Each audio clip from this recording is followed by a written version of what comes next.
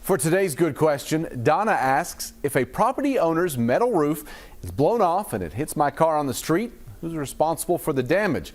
That question is similar to one earlier this week involving trees coming down onto a home. And like that example, it's most likely the car's owner or their insurance who will be paying for the damage. Lawyer Weaver Hawkins with AAA of the Bluegrass told me that damage likely would be covered under the vehicle owner's comprehensive automobile insurance if they have it. If you don't have comprehensive coverage, you'd be paying for that out of pocket.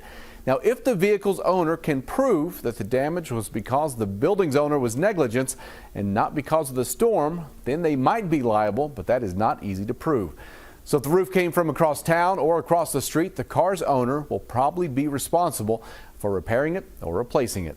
If you have a good question, you can email goodquestion@wkyt.com, and I'll see you on WKYT Mornings.